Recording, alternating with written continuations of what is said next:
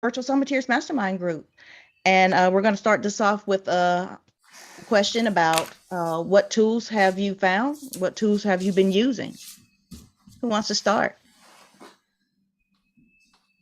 I'll start with one I'm ignorant about because I learned about it years ago and then forgot, and that would be TubeBuddy, especially since it's got a lot of free tools.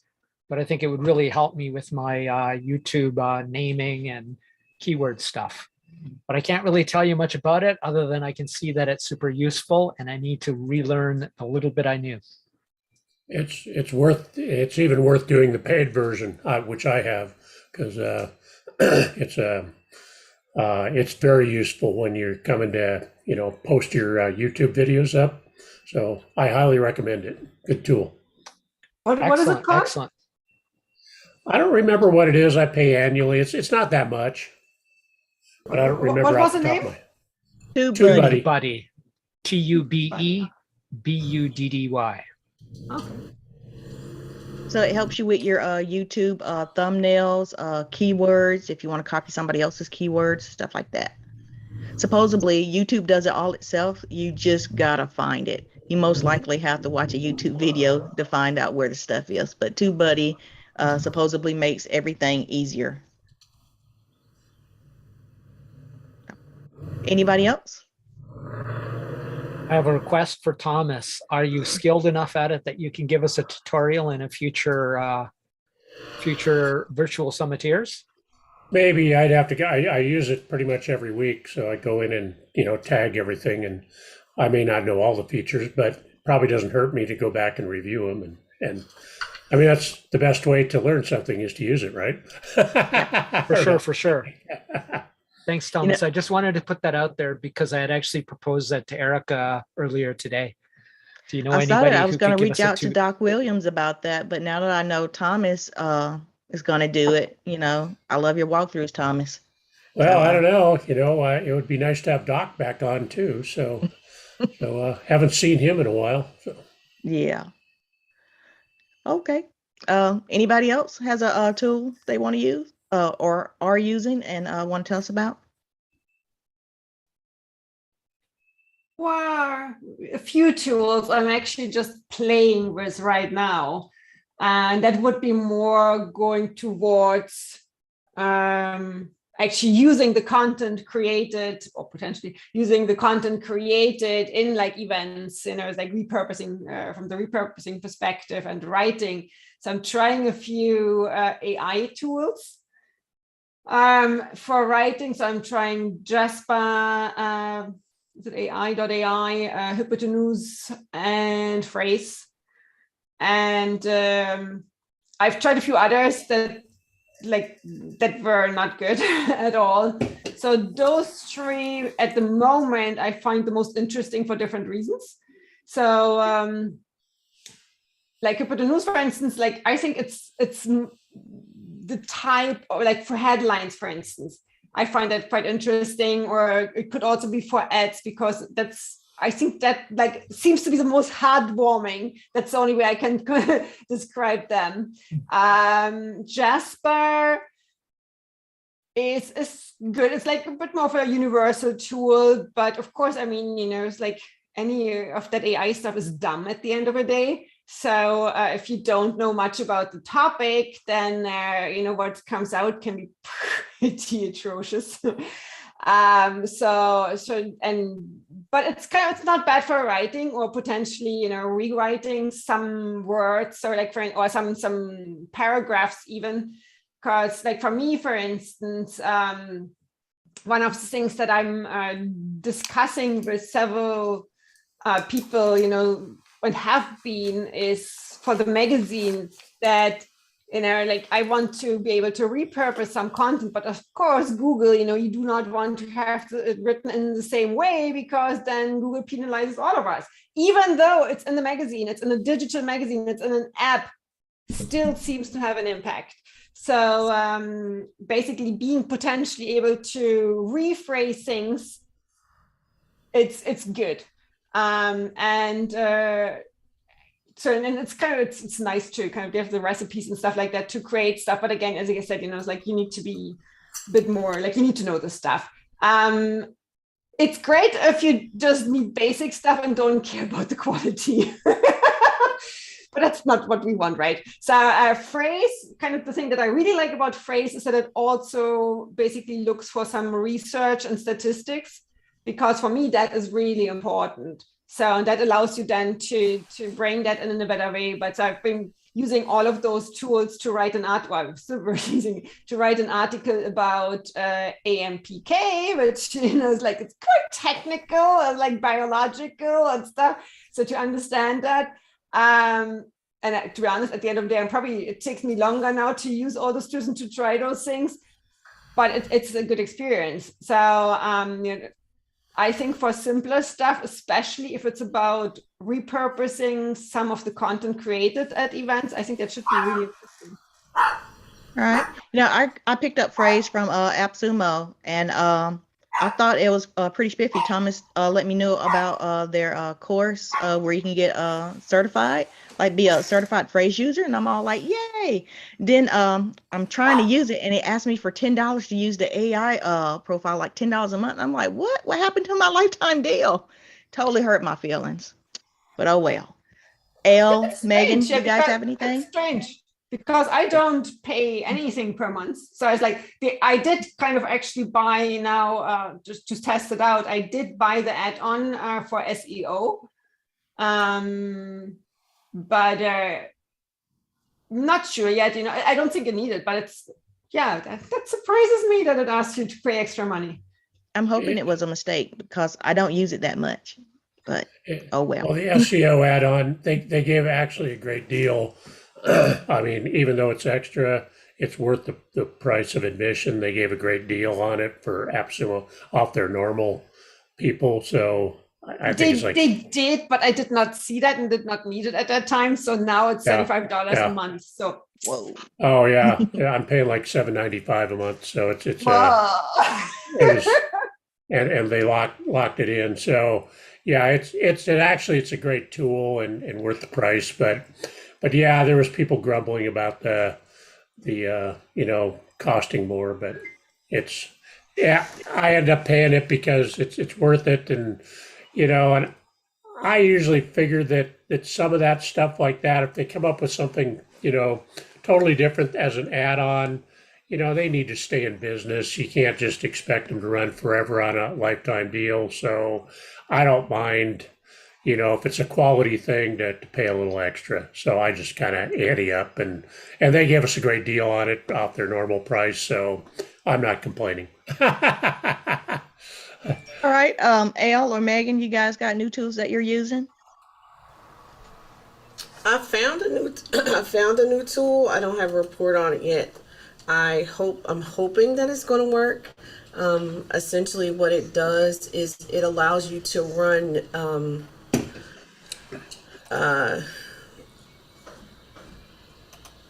you call those evergreen webinars.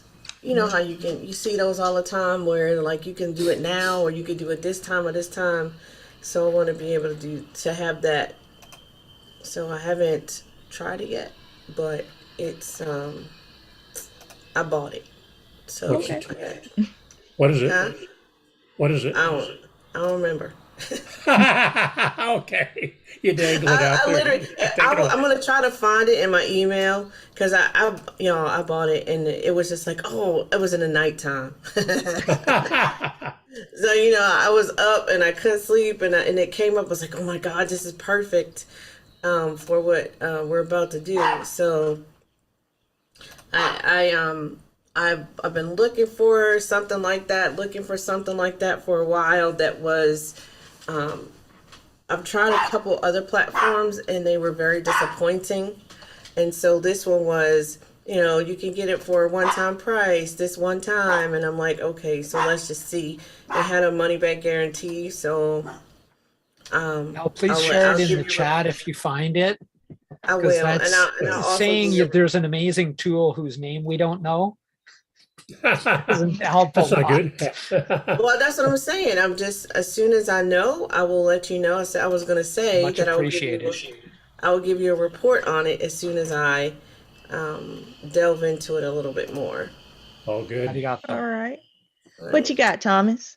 Well, I picked up the and I'm pretty happy with it so far. The Heartbeat app on AppSumo, because I bought Tribe a while back and they kind of shafted the AppSumo people. They upgraded to a new version and they never had a path for the AppSumo. They kept saying they were going to have a path for the AppSumo people, and they never really progressed on things, but the Heartbeat app is a community app, and you can do paid and free sections of it, and you can also do classes in there too, paid classes in the community. So my intent is to use it for like a mastermind group, have a community, and then have levels of mastermind that you can have in there as well, because I see that as a way to distinguish things. Everybody's offering classes in the water business, but a mastermind is something I floated last week at a conference I was at, and there seemed to be some interest in it, and I told you people were interested in what you do. Yeah, it's just kind of breaking through the clutter and getting the coaching to the people and making it reasonable. But that looks like it's going to be a great tool, and they seem to be really, enthusiastic. They speak English, which is always good. I have trouble with some of those Indian accents, I really do. But I was just about to ask you, how come you chose Heartbeat over Yuki? I just really like their whole format and layout and some of the things they're doing, and so far it looks pretty good. So, Right. So, Well, I love OneStream Live, and I have started to look into the SRT files, and I haven't used it because Facebook and YouTube will give me the closed captioning anyway without me doing anything. But I was thinking back to a guest I had on Talk Virtual about Taco Bell and how they would have these commercials in English and they would have these subtitles in Spanish, and they would say two different things. They would both be funny, but if you knew how to read Spanish, it would be even more hilarious. So I was thinking, when I make my video clips, I could use the SRT files to make my own hilarious commentary. This is what is going on in my mind, at least. So that was my tool, the SRT files in OneStream Live. Well, we have Megan here, and Megan's here to tell us what she does about or how to use Facebook ads. Is that even close to what we're doing today, Megan? Okay, so I heard you say Megan's here, and then it broke up until right now. So I have no idea what you said. Oh, okay. Well, I was saying that you're here to teach us what you do, or at least how to work with you if we can't get a grasp on it with Facebook ads. Is that right? Yeah, I'm actually going to give you a training on Facebook ads. Hooray. Does that Well, work? Yeah, so I am going to I'm give ready you to take notes. and you have the ability to share your screen, and you can get started whenever you're ready. So my first question, if you guys could just come on really quick and tell me what you do, like what's your business, so I can try to incorporate. I like to make up examples on the fly, but if I know what you do, I might be able to make up some stuff for you. So can everyone just tell me real quick? I'm a virtual summit strategist. Do you want verbal or typed? Whatever you prefer. You can just tell me because you're here. Yeah. Leadership development via neuroscience and other non-pseudoscience stuff. Okay. Say it in English. Yeah. Okay. Using science to help leaders use their brains better. Okay. I publish a magazine and run events for women who want to stay healthy, slow aging, and live longer. Cool. I am a hydrogeologist. I deal with water utilities and deal with groundwater issues in wells, diagnostics, chemical, microbiological, physical issues. So I'm niche is what I like to say. Yeah. So are you teaching people like you said you're doing a mastermind? Like what are you teaching people? We deal with all aspects of asset management on the wells and how to keep the wells performing. I mean, most people put in a water well. They don't think about, you go to your faucet and you turn it on and the water comes out, clean water comes out, but there's a lot more on the other end. And that's what I deal with, is because these wells plug up, they get microbiological issues, and we go in and we do the diagnostics and treat that so that it keeps the wells healthy. Because, you go in these municipalities, it's going to be close to $2 million to put in a new well.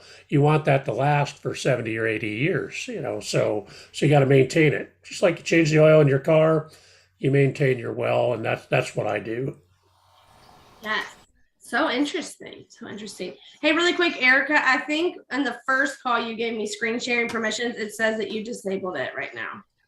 Oh, okay. Let me go to that button. And Elle, what about you? Okay, I have two things that I do.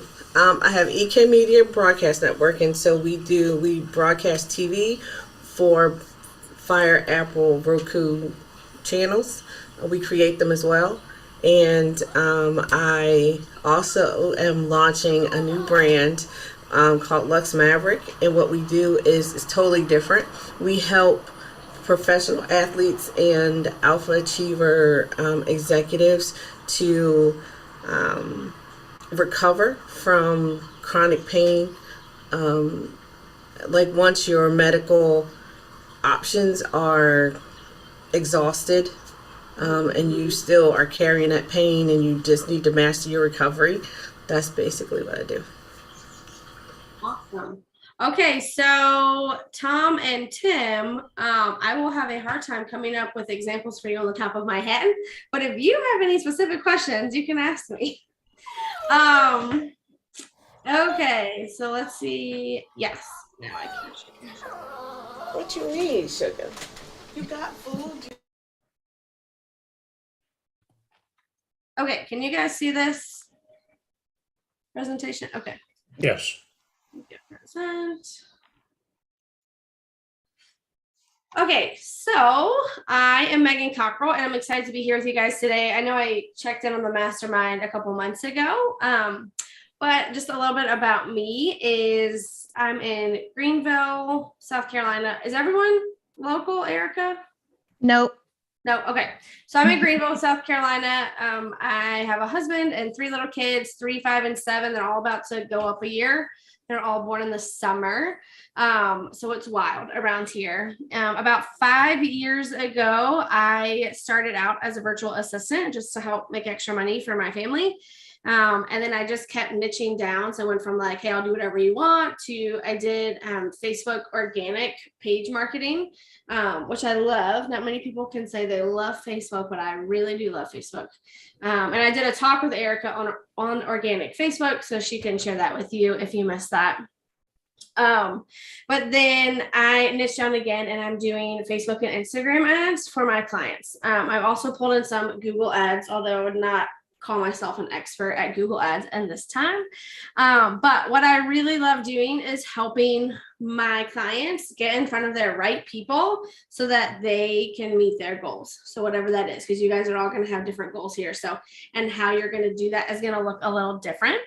So what I want to do today is just kind of give you an overall view of what ads are. Have any of you run ads before? Okay. Yes. So I haven't. mostly no, but so, okay, a little bit of kind of, yes. Okay. I am going to do questions at the end, but if you guys are like, hey, that doesn't make sense, feel free to just like yell at me. That's great too. Kindly yell at me. Okay, so we are talking about paid ads, but I do just want to mention that organic, so like you're just organic posting that you're just putting out like posts on your social media. not paid, is actually really helpful. Regularly posting to social media actually like helps you in a couple different ways because it will build social proof. And it also shows the algorithm like you're here to play. Play in a good way, like, you know, you're gonna not pay money to play, but you're, you know, putting in the time to play. So posting consistently is really helpful. The other thing that it does is it can help make your ads cost less. I had a client, the best results I ever got was with her. She spent a lot of time growing her Facebook page. Now she was an artist, and so she created a lot of art every week, and so she would do a lot of like Facebook lives and literally just like set up her phone, do a Facebook live while she's painting, answer people's questions. She spent time posting and interacting and engaging with all these people, inviting them to like the page. So her ads were really, really cheap. Part of that was her niche. Part of that was like she was actually doing the organic part as well. And Facebook particularly really loves community. So the more that you can help like build a community on their platform, you get rewarded for that. So, you know, you also have to kind of weigh this out. Like, do you have the page that I grew the most with a client? I was actually, when I was doing page management, we grew her page from 15,000 to 30,000 in just a couple of months. But it was a lot of work, like 20 plus hours a week between the two of us. So, you know, that's not necessarily what I'm saying, but do post consistently. And the other really helpful thing is that if someone sees your ad, I don't know if y'all do this, but I definitely do this. If I see an ad for something that I'm interested in, most likely I'm going to go check out their social accounts just to make sure, one, it's legit, and two, like, does this actually jive with me? So it's really great to have that library built up. Okay, so this is the first thing. You can run ads and it can be a great ad. If you're not running it, sending it to the right person, like, it doesn't matter. It's not going to work. So I think Erica put a link in, but I have a PDF download. You guys can grab that. But it goes through this right here, how to find your right people. So what you want to do first when thinking through your right person, and you guys have probably all done this because you're business owners, but if you do this every couple of months, it's really beneficial. Get out your pen and paper or your Google sheet, whatever you want, and just think through some of these questions. You want to write down anything and everything you can think of them. So like the age, the gender, marital status, where do they shop, what kind of jobs do they have, what do they do for fun, do they have a belief system, what type of events, like literally anything you can think of your person, the better. One of my friends runs a she is the marketing director for a company that helps women declutter, and she got so specific on her ads, like her person, that what she's targeting for her ads, it's like women between like 40 and 70, like in the United States, that have a cat and knit. Like, I'm making this up, but it was like very specific, like that specific. And her ad cost is so cheap. So again, the more, like Tom was saying, like he's so niche, the more niche in you can figure out exactly who your people are, the better chance your ads are going to have. Once you do this, once you write down all that stuff, you're going to go into your ads manager and create a campaign, really just to kind of test the audience. You're going to go to the audience section that's within the ad set. And you're going to start filling in this stuff like gender, age, location. And then there's a little box that says detailed targeting. So you start putting in some of that stuff. So let's say Inez, she says she does like teaching, I think she said women or people to be healthier. So she'll start filling out the demographics that she can. And then maybe she knows that her people really like yoga. So she'll put in yoga, and they also typically, for some reason, follow a plant diet. So she'll put in like yoga and plant diet.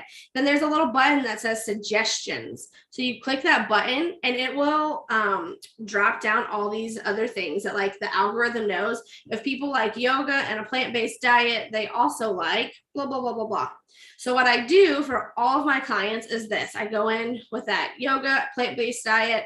And I just start looking at the suggestions and saying, oh yes, that is something my client would like, or my client's client would like. And I start taking all of those suggestions, I write them all down, and then I go through and group them so that I can figure out then what to test. So maybe Inez tests like vegetarian, not vegetarian, yeah, plant diet, and then yoga. But then another one that came up was like they shop at Whole Foods and I don't know, something else, Lululemon. So she's just going to go through and create like little sections that you can test when you go to start running your ads. Ads are all about testing. So it's really a long game.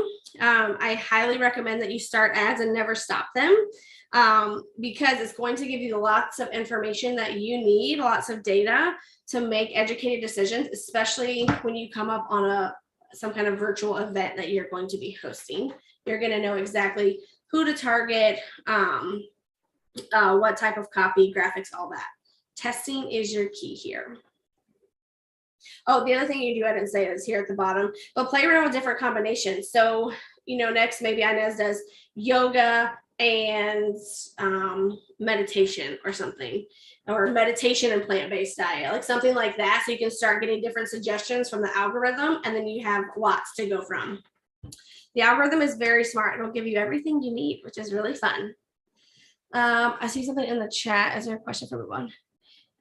Events with limited to no conversion success. Awesome. Let's, so I think that says from Patrick. So Patrick, let's go through this. And then at the end, I would love to hear a little bit about what you did, and maybe I could give you some tips there. Because yeah, there's so much to them. Figuring out the right kind of combination and strategy is key. Okay, so these are the ads we're going to go over today: lead generating conversion ads, sales conversion ads, and then retargeting ads. Go forward. Let's see. Okay. So conversion ads are where someone comes to you and they have some kind of conversion. So either it's cold traffic, meaning they don't know you at all. They come to you and they give you like their email address, and now they've converted to a lead. Or someone comes to you, they give you money in exchange for a product or service. So it's literally that. You're going to have a conversion. So the first one that's important is your lead generating ads. So typically, well, not typically, these are going to be your cold traffic, because if you're generating a lead, they don't know you. So you're going to put something out into the world. So it's going to be cold traffic. So you're going to go and find your audience. So you're going to be putting it out to the right people, because we know that if they like yoga, they like the plant-based diet. Excuse me. What you're going to do is offer them something of value. This can be all kinds of different things. So a lead magnet. So like a PDF of the top 10 ways to avoid burnout as a high executive. Just a PDF that they can download because that speaks to them, or it could be like a challenge or a master class. So something kind of like this, like I do classes like this every single month. And so I'll, run ads to something like this where I say, hey, come and learn how to get your next 500 leads. In fact, that's coming up next week. But so something that someone can come to that's free, full of value. What this really does for me is it gets them to know, like, and trust me. Growing that know, like, and trust value is super important. So just think about it like going to a bar. If you go up to you're in a bar and someone walks up to you, you have no idea who they are, and they're like, sup, let's get married. You're like, I don't know you. That's no. It's the same thing here. Like, I don't know about you, but I really dislike when people just like randomly hop into my DMs and they're like, hey, don't you want to lose weight? What's a whole other issue? Like, don't you want to lose weight? Come buy my program. No, I don't want to. Like, I need to know you. I need to trust you. I need to know that you are my, you're a right fit for me. And so most of us don't like to be sold cold. I don't know. I'm trying to say there.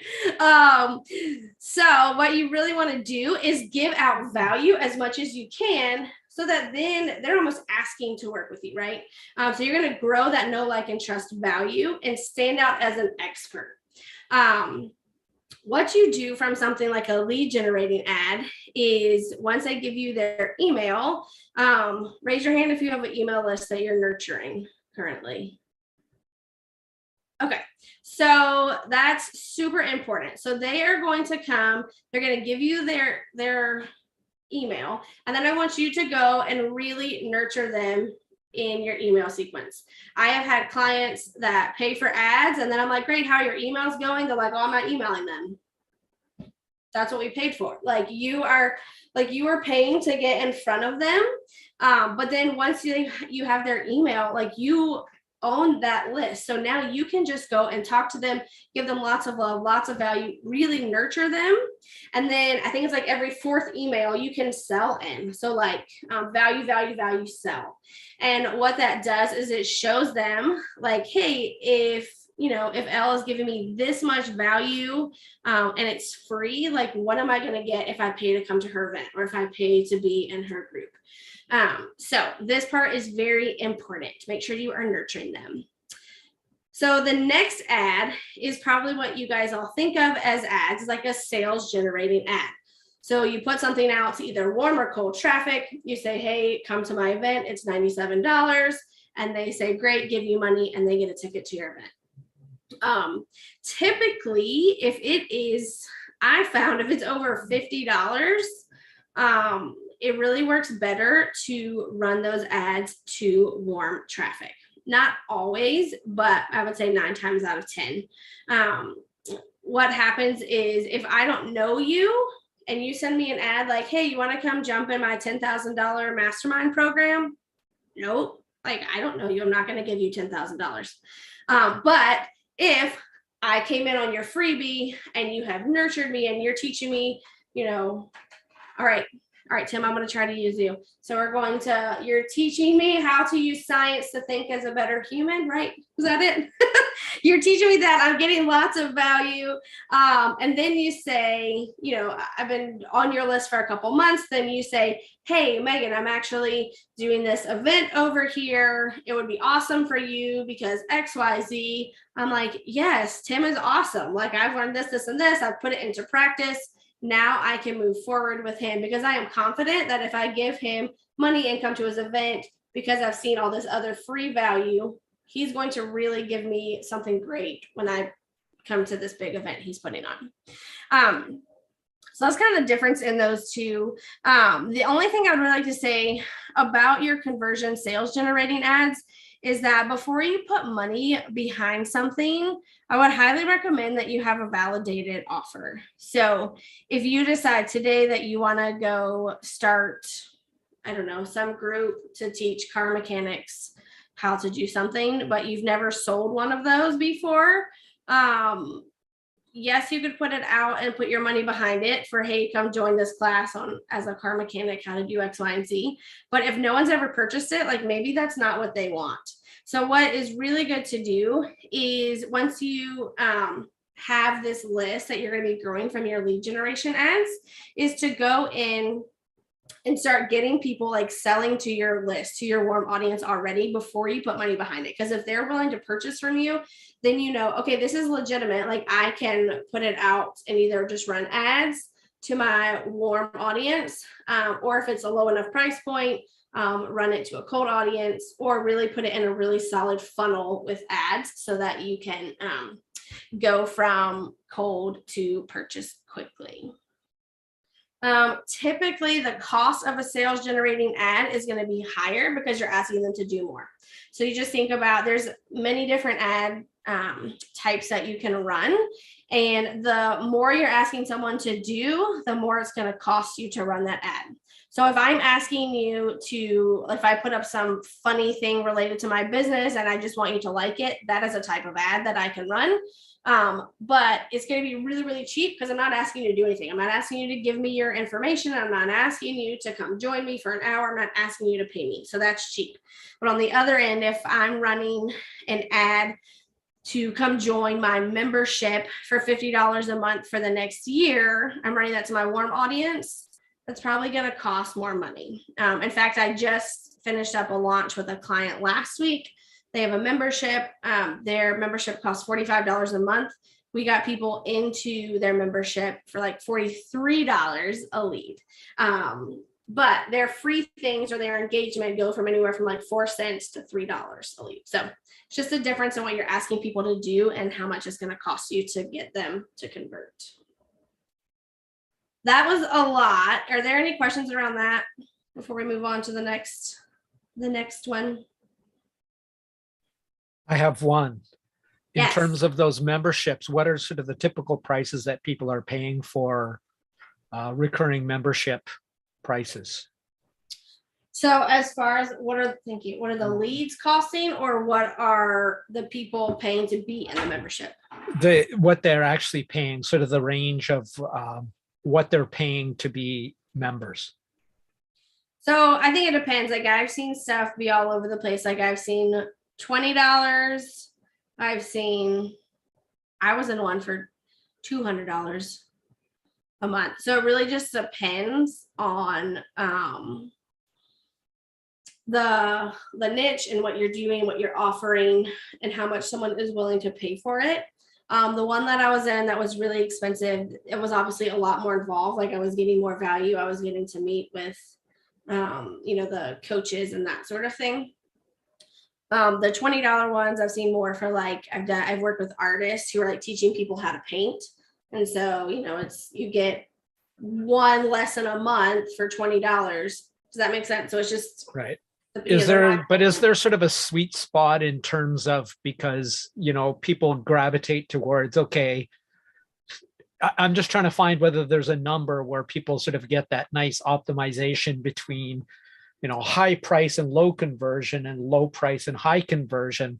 Right. I know I could get a lot of people to attend for 1 cent, but you're never going to make enough money to even break even. Yeah. So I would probably say for like a membership, I think the sweetest spot I've seen is probably around the $50 to $100 mark. Thank you.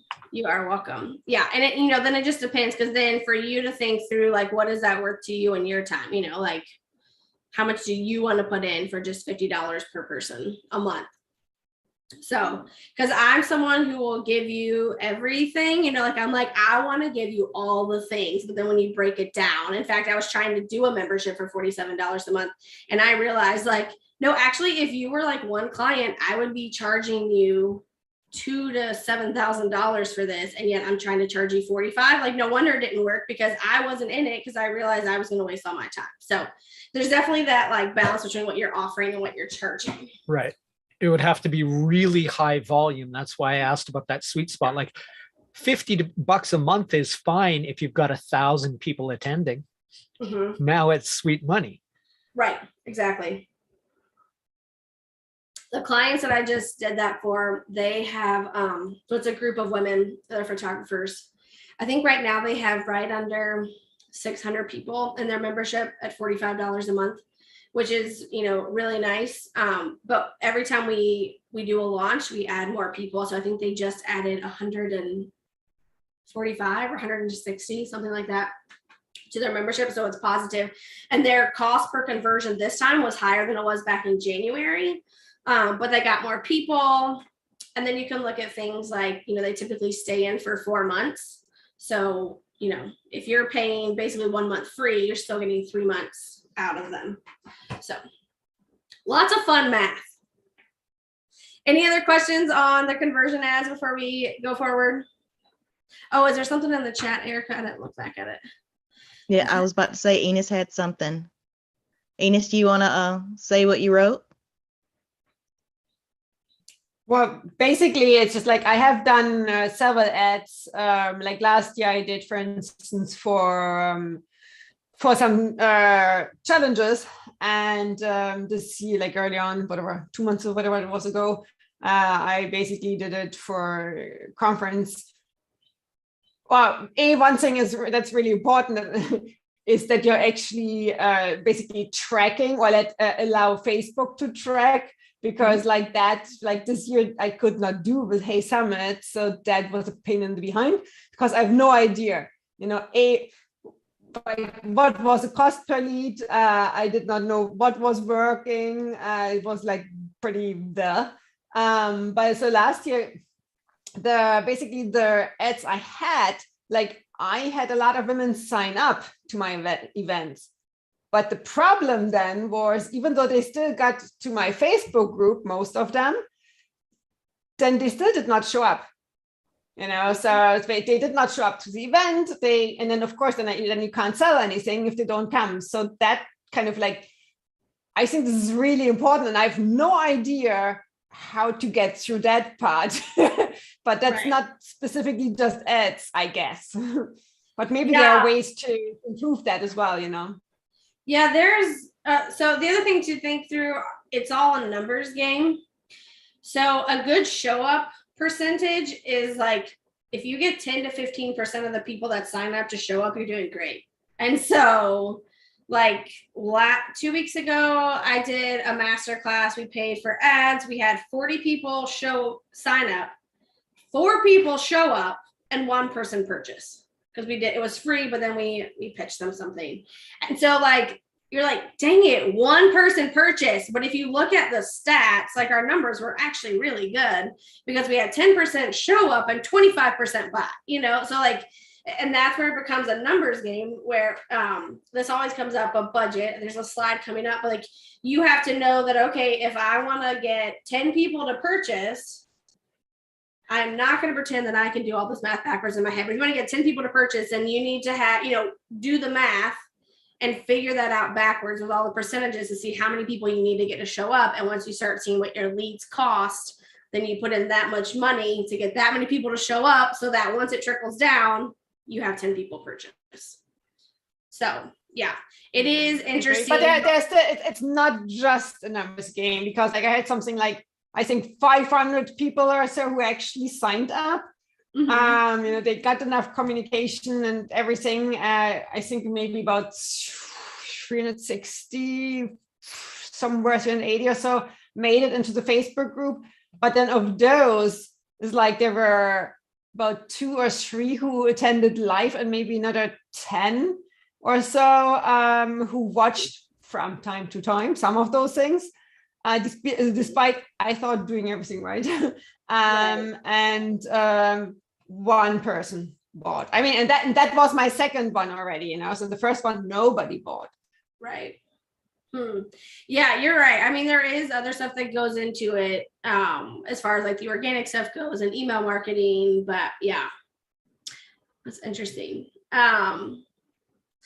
I'd be happy to talk with you sometime, just kind of about your funnel, if you want to hop on a call and kind of look through something like that. That's one of the things that I'm leaning more towards now, is helping people with their overall funnel, because I've learned like we can put out a great ad and we can get lots of conversion, but if the other stuff isn't working right, if it's not all together cohesive, then like it doesn't matter how great your ad is, because you're not going to get the results you want in the end. So yeah, it is overall a lot of things for sure. Any other questions on the conversion ads? Let's see. Okay, these are my new favorite ones. When I learned to do ads many years ago, it was like, don't use the lead generation ads on Facebook because they're crappy. So I never use them, but recently had someone say, oh my gosh, they're amazing, just try them. And kind of like you were saying, and as the tracking got all messed up last year, if you were online at all, you probably heard about the big to-do between Facebook and Apple. So the tracking is messed up. So I highly recommend using something else to track, like Google Analytics. But what a lead generation ad is on a Facebook form is on the Facebook Instagram platform. When you are running an ad, like a typical conversion ad, you have to have a landing page. So someone says, yes, I want this PDF of the top 10 ways to XYZ. So they click on your ad and it takes them off the Facebook Instagram platform over to your landing page, where then you collect their information. So it's that leaving Facebook. If they've opted out of being tracked from Apple, like if they have an iPhone, they've opted out of being tracked, then Facebook cannot see this conversion anymore. So the cool thing about the lead generation forms on Facebook and Instagram is that they never leave the platform. And they're actually attractive forms. I used to think they were going to be ugly, like something you would see like at a doctor's office, like boring and gray and blah, but you can actually make them attractive, which is nice. So they click on your ad, same thing, top 10 ways to XYZ. They click on your ad, and instead of leaving the platform, they fill out, and it's almost like you make kind of like a faux landing page on this form, and then they fill it out while they're there. And then you just use something like Zapier to send all the leads back to your email software. It works really well. I have gotten, for most people or campaigns that I've tried this for, gotten half the cost per lead when I've done it this way. So it works well. I highly recommend at least testing it out. And just to make sure, if it wasn't clear, you can't sell anything through those. So that's literally just cold getting them to your list. Okay, retargeting ads. This is why we run ads, right? So retargeting ads are where we say, hey, we've been pulling in all these people into our realm. So now they're in our warm audience. And now I want to send those people who know, like, and trust me an ad saying, hey, come to my, event on hydro science. Is that what it was? I'm trying, guys. Hydro science. Okay. So come to my event over here to learn how to help make the most out of the microbioism, whatever, in your water. So these are great because they already know, like, and trust you. And really, you're going to do a conversion ad here. So you're going to say, hey, if you thought that guide was great, or you thought that mini masterclass was great, you've got to come to my 3-day event over here. These are typically going to be something that's higher price. Like, you don't really want to retarget for a freebie, right? This is going to be something that is your big mastermind, your big event, something that's higher ticket. Even like, hey, book a call with me to talk about my business and how I can serve you. So this is the sweet sauce. This is why you're running ads, so that now you can get in front of the people that you've been nurturing. A warm traffic, and that you can like retarget on Facebook, Instagram, are people who have engaged with your Facebook page or Instagram account, or any ad that you've put out. People who've watched a video that you've put out, like a video view ad. People on your email list, like you can upload your email list into the platform and they can retarget it. So it's a really, really powerful way to run ads, especially for an event. Okay, ads budget. So I kind of did this a second ago, but this is everyone's favorite question to ask me. And I always say, I don't know. I can't tell you what your budget should be. But here's why. Because it depends on where in the funnel your ads are. So if you're doing something that's free, that you can, typically spend less money per day on that. It depends on what you're asking them to do. So if I'm asking you to I want you to like this or leave a comment, that's really cheap, typically 4 to 10 cents per engagement. If I'm asking you to step into my $10,000 program, that's going to cost you a lot more money.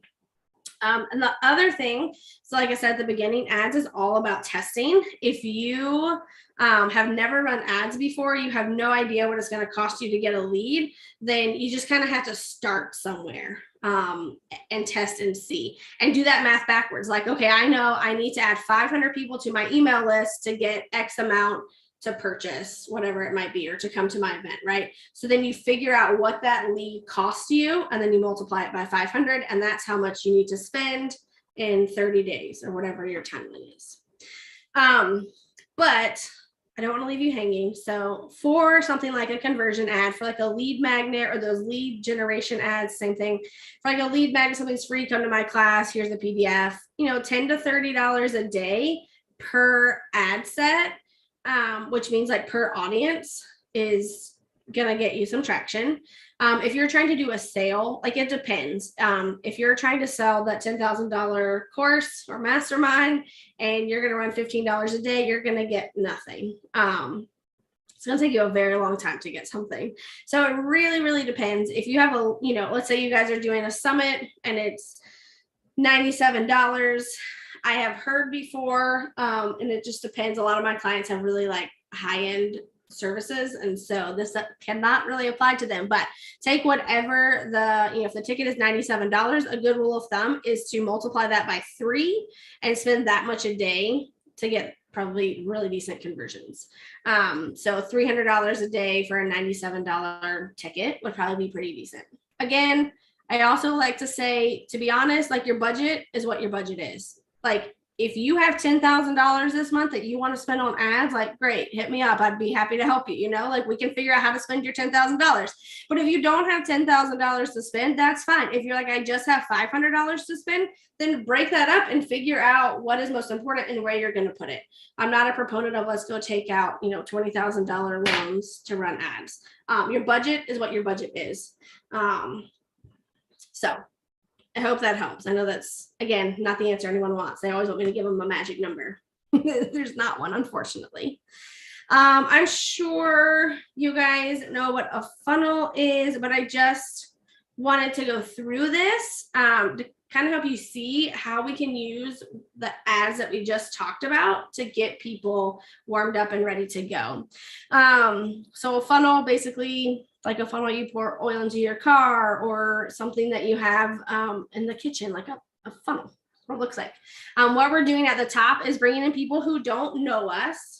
In this particular example, people who don't know us, and we're going to keep drawing them closer and closer to us and nurturing them so that then at the bottom of that funnel, they are ready to step into the next level with us, be it come to our event, join our mastermind, get our course, whatever it might be.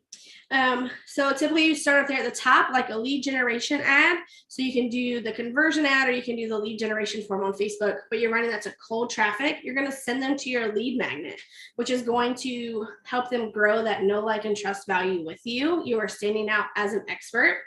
And then from there, it kind of splits, right? So if they comment on your ad, or if they comment or something on Instagram, Facebook, invite them to like your page, engage with them on social media if you're on Instagram, but they're going to hopefully start seeing your social content, even in those emails you send out, like, hey, have you joined my Facebook group, have you liked my Instagram account? I give lots of tips over there, so you can engage in them social content. And as well, you're going to send them lots of love and value in your email sequence.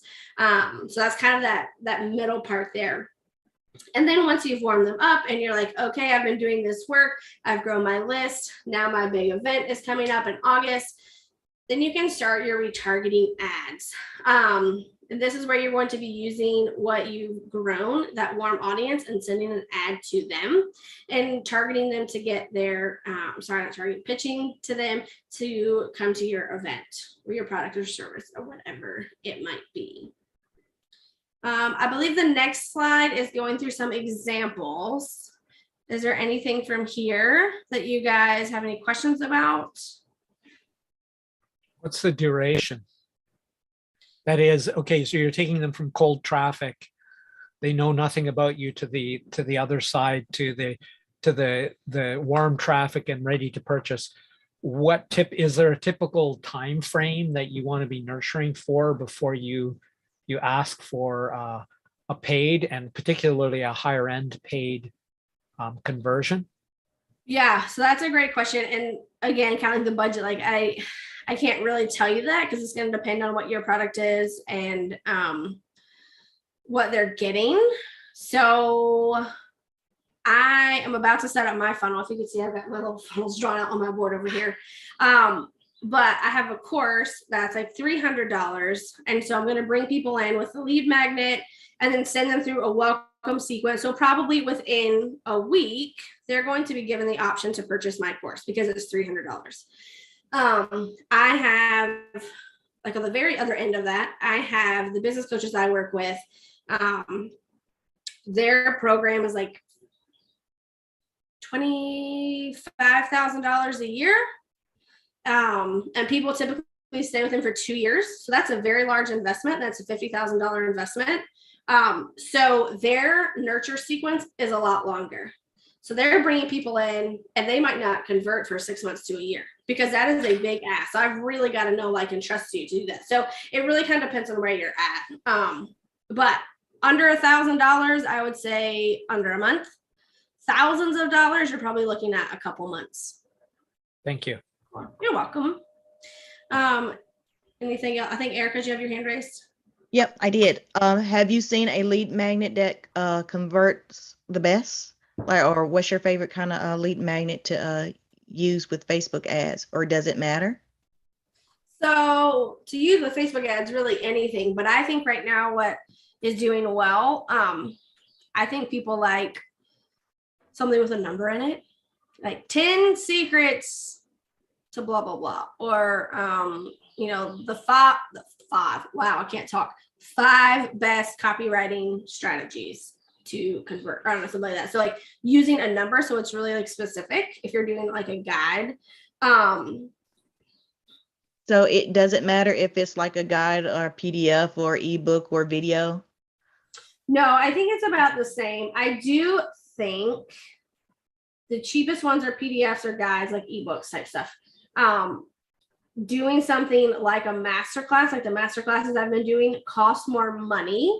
And like I said, because I'm asking them for an hour of their time. So I paid for 40 people to be in the class, 4 showed up, 1 purchased. Great stats, but you don't have it. Like, I think it's, you're asking people to do more, like reserve this time on your calendar and then come join me. And so there's a lot more drop off there than just, hey, I downloaded this guide, I can open it up on my phone while I'm sitting in the doctor's office waiting room. Like it's a big difference what you're asking them to do. So I think they both work well, but for different things. One of the other things I'll tell you guys that I've been doing recently that's been so helpful. I had a friend introduce me to this and I was like, wow, it's like game changer.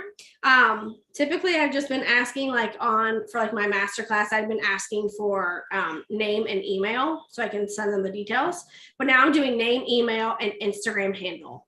And then I go and I follow their Instagram account. I look through their stuff and then I message them like, hey, Jen, so excited you signed up for my class this upcoming week. Like, love your bit. I give them a compliment about this. So it's really genuine. Like they've already taken that next step with me. I'm not necessarily cold DMing them out of the blue, but I'm making that connection like, hey, I'm putting together the slides. Is there anything you're really looking forward to learning? And like had great success with that. I have sold people in the DMs, through just making those connections. So that's another thing I highly recommend, that if your business is has any kind of relationship aspect to it, then I would definitely be trying to get Instagram handles. And you can find them. I just found it was really hard to find people on Instagram like from just their name or email. So that's why I started asking, but making that optional. Let me say that I would always make the Instagram handle optional because they might not want to be found by you, and that's fine. I really distracted myself, Erica, by telling you that tip. Did I answer your question? Yeah, I didn't know that video would cost more, but now I know. So I learned something new. So let me rephrase that. A video, if I'm just putting out a video view ad, like, hey, I made this cool reel, I want you to watch it, that's cheap. If I'm saying, hey, come watch a video of me talking about the top 10 tips, it might not cost more. I just think it's easier sometimes to read, unless you have unless it's really short video and they have really good captions. Okay. Anything else before we move on to examples? And how are we on time? I know we got started a little late, but I could wrap it up or. We usually end about 11:30, so you got a little bit of time. Okay.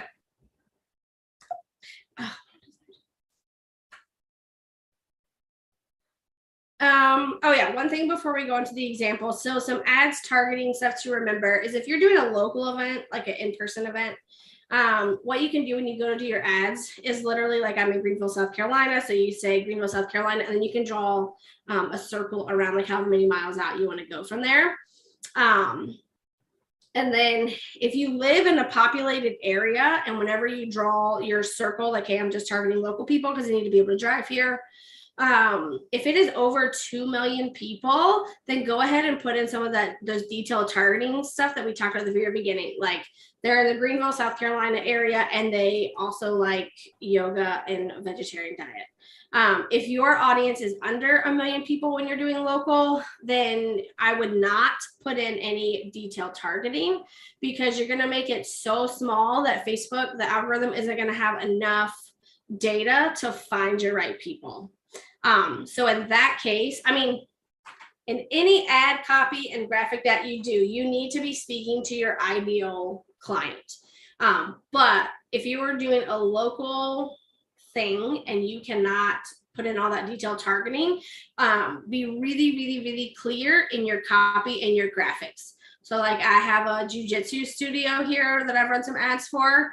And because of the size of the location, because it's out in the suburbs, like we couldn't put in detailed targeting. So I literally put like Greenville moms, because it is literally drawing your eye to, I'm a Greenville mom. Oh, that's for me, you know, because it's also going to be shown to women who maybe don't have kids, because it was a kid program, or, you know, so you've really got to like speak to that audience.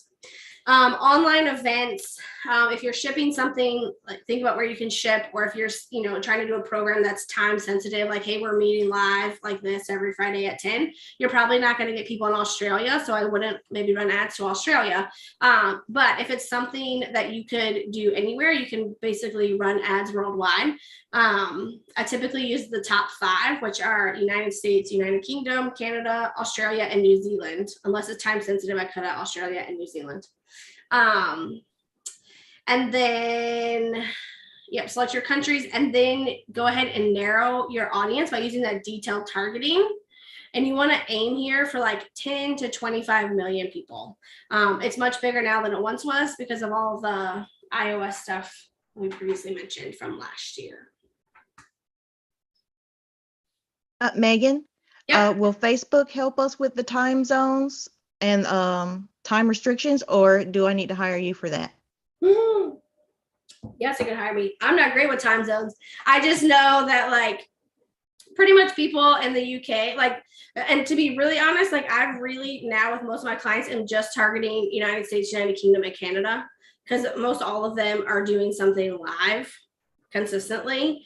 And so the UK is pretty decent about, you know, it is like 5 hours difference, at least on the East Coast, but they still join things.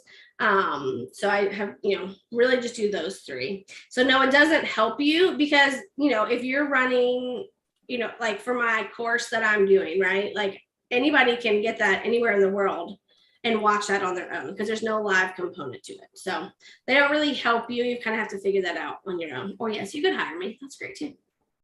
All right, good to know.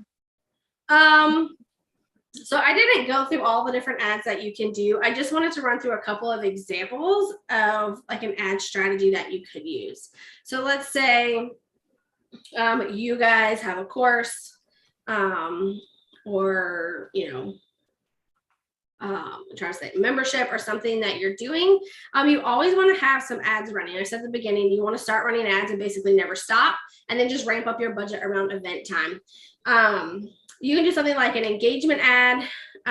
So we're pretending this is a local, you are local, you're going to do a local event in August. So you're going to do an engagement ad. So you can run something like, let's say you're networking. That's your thing, you're a business strategist. So what's your best networking tip? You're asking something that people like want to answer. It's not controversial. And there's kind of lots of different answers. So you can run that as an engagement ad. And typically like $3 to $5 a day, you'll get a ton of traction because those are usually 4 to 10 cents in engagement. Then you can do also like run a video view ad. Like maybe you are amazing at networking and so you do some event and so someone just has a video of you going around chatting with people and you just speed it up. Or you do a really cool reel about, you know, different ways to network. And then again, those are really cheap, the video view ad.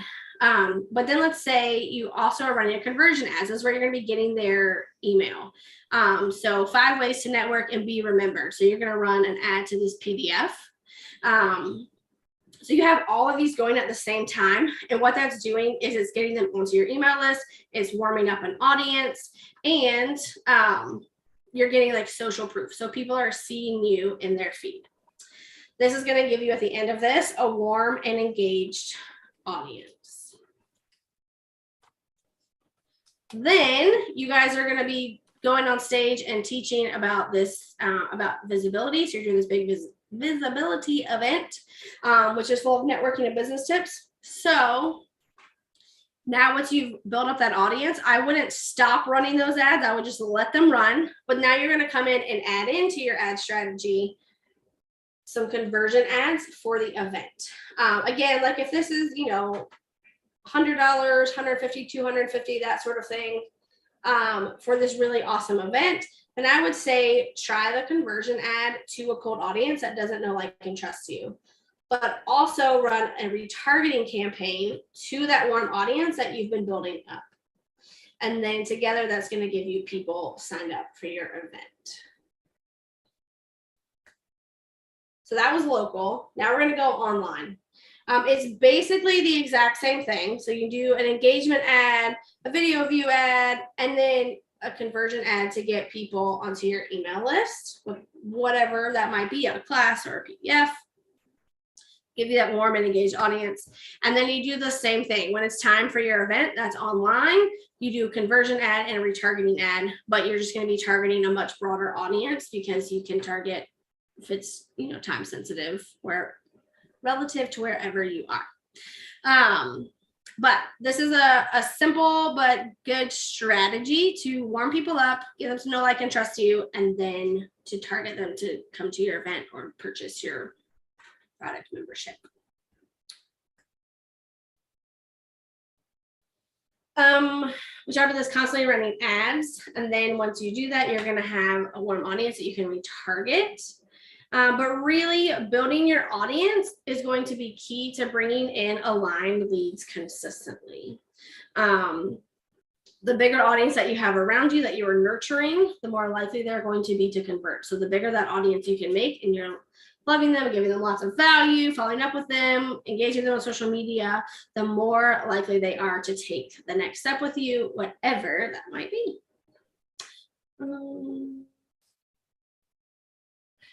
What's PBF? Tim, where did it say PBF? You used an acronym I wasn't familiar with. I thought it was PBF. Maybe it was PBS. Oh, PDF. PDF as in portable document file. Yes. I didn't even know what a Okay, PDF know was. that one. Thank you, yes. I That thought it one, was yes. an acronym for something else. No. Okay. PDF. Good question. I was like, what did I say? I don't even know. I'm glad that's what it was. Okay. Okay, so I've been mentioning I have this course, and I would love to tell you guys a little bit about it. I would really love to help you get your clients on repeat through an automation of an ads funnel. And so that way you can sit back and enjoy your business while your leads flow in.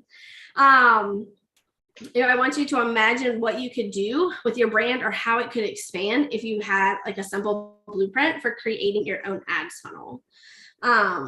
And I know I've had a lot of people come to me and say this, so I just want you to like imagine and think, like, how often have you sat down and tried to do this on your own and it doesn't work, or you don't know what you're doing? Because I will be honest, the very first, after I'd taken a 30 hour, you guys, ads course, I took 6 hours to set up my first campaign. 6 hours. Because it's intense. So I don't want that for you, but I do want you to have the confidence in your ability to attract and find and then bring in those right leads. So I put together this micro course, and the beauty about a micro course, I just learned about these from my friend, like calling them this, and it's great. Not calling them this is a legitimate thing. Micro learning is a new trend, and it's learning in short videos. So technically, to be a micro course, all the modules have to be under 15 minutes. I cheated. I have 2 videos in this that are 20 minutes. Because one, I just like to explain things. And then two, it's just, some of it's just kind of a lot. But these are just short videos designed to really give you the information and tools that you need to move forward with creating your own ads funnel. So it goes through like what we talked about before, like creating your own audience, but actually walk you through on the computer, like here's how we do it. So finding your audience, ad strategy. So I did a little bit, but really diving in to an ad strategy, and then all the different ad types. I only went over a few. There are other ones that are really useful. Like I mentioned, the engagement ads, the video view ads, going through budget again, and then how to write compelling copy that'll convert, and then the graphics and the styles that I see trending right now, and then how to set it up. So how to actually get into your ad account and literally set up a campaign. Now, I'll be honest, this is not a you walk away from this and you're going to be like an expert and know all the things about ads, but I don't think that everyone has to do that in order to set up a really solid ad funnel for themselves. So this is just a way that you can move forward from here and set up ad funnels for your events, your lead magnets, your memberships, courses, whatever it is that you are trying to offer. I don't know why I'll do it again, but it's $297, and I think Erica has dropped the link in the chat. But a small investment to be able to then set up your ad funnel yourself.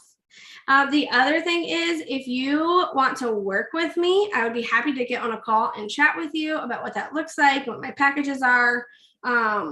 If you purchase the micro course before then, or not, but if you work with me, you get the micro course for anyone who works with me. So I think it's important as a business owner to know the different things that we do in our business, especially before outsourcing them, so that you can talk the same lingo and understand whoever you've contracted out, like what they're doing and the strategy behind it.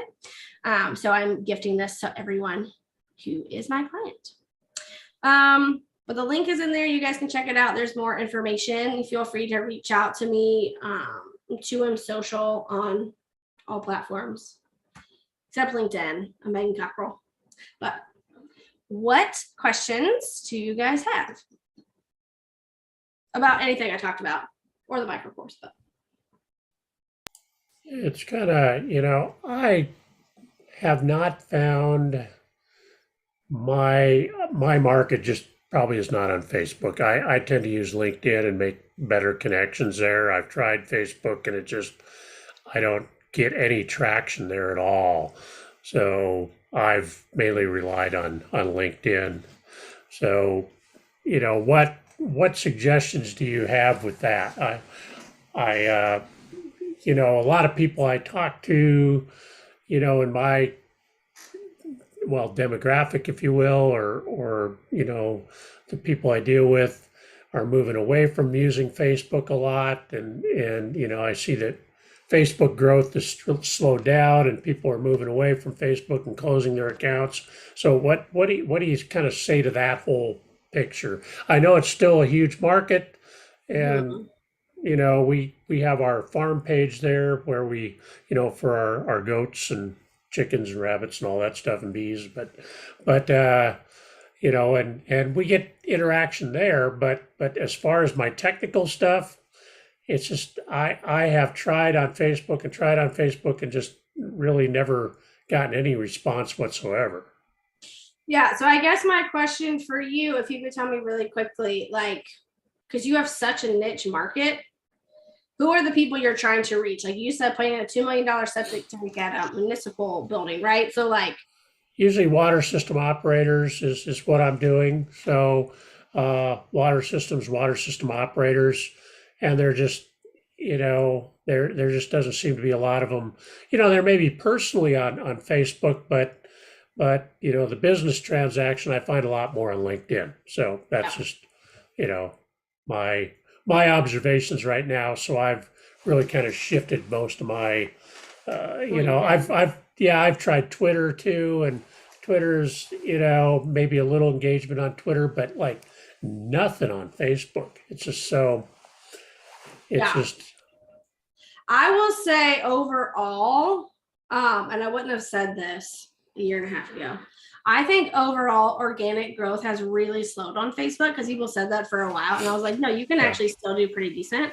But I do think it has slowed. I think even organic growth on Instagram has slowed. But that would be the other thing. Do you feel like your people are on Instagram? I have not really used Instagram. It's kind of like, Okay. yeah, So Twitter, Facebook, and LinkedIn are kind of, you know, where you're at, yeah. yeah. So I get caught saying Facebook ads a lot, but I just want to be clear that everything we talked about today goes to Instagram as well. So you can set up everything. So it's Facebook and Instagram. I mean, you could just run to Instagram or just to Facebook. I don't recommend that because I've had people who are like, no, all of my people come from Instagram. And I'm like, well, we're going to just test it. Because if that's true, then Facebook, or I call it Facebook, the meta algorithm will send it all to Instagram. And then it turns out like 60% of their people actually came from Facebook. So it's always interesting to test, but remember you can do both.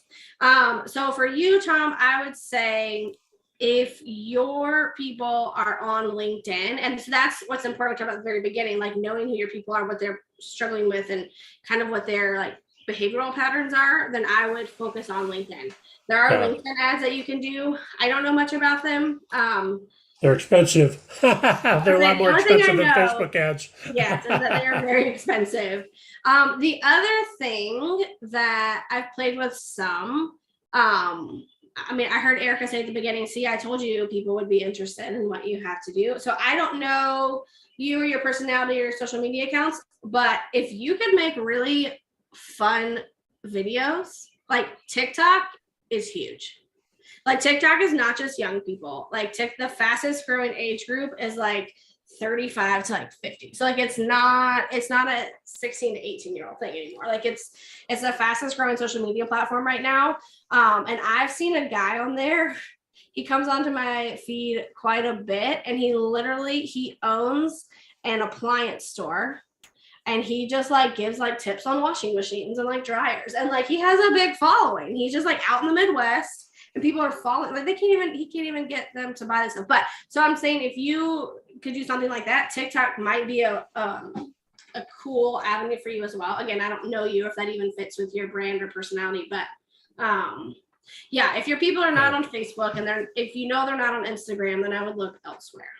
I was just wondering if I was missing anything. I do have a YouTube channel, so I got a lot of videos that I do. It's, it's technical stuff, but, it's still, we're kind of growing it a little bit. And I understand I'm focusing on a niche, and it's not going to be the broad swath that you get for a topic like, if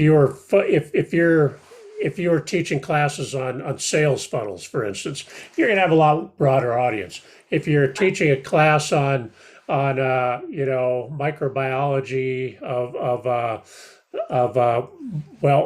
biofouling in water wells, you're going to have a lot narrower audience. I mean, it's just the way it is, and I understand that.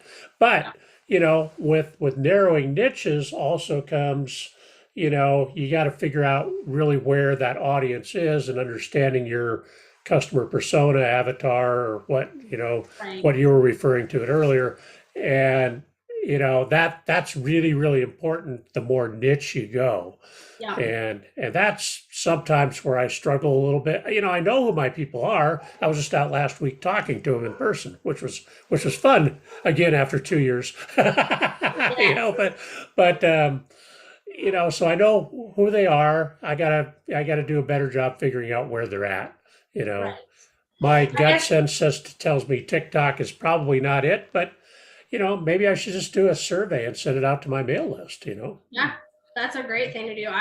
That's the other thing I should have said with an offer. When you guys go to put out something, like email your list and be like, hey, I'm thinking of doing this. Yeah, you're good. We can purchase it. Yeah. The other thing I was going to say, Tom, is really quick, is your I guess in my brain, like I'm thinking if you were going to try to teach a class on something, you would probably go to like a CEO of a company, right? Like you're not necessarily, like your ideal person is not, what am I trying to say?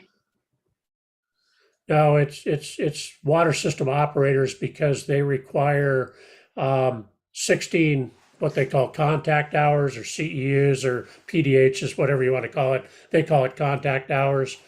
It's 16 or more, depending on your operator level, to maintain their certification. So the people actually out there turning wrenches and programming up the SCADA systems and stuff, they have to have a state certification, and they have to have a continuing education to maintain that. So that's where my training is directed. So anyone in the country could come to you that's a water system operator.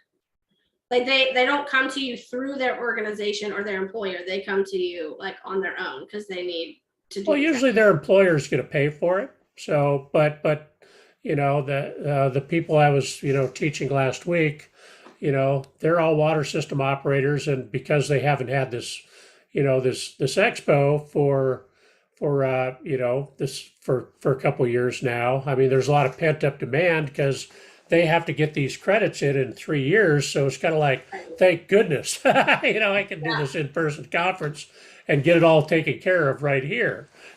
So that's really what the market is. I get some geologists, some engineers, some drillers, and some other folks, but mainly it's the water system operators.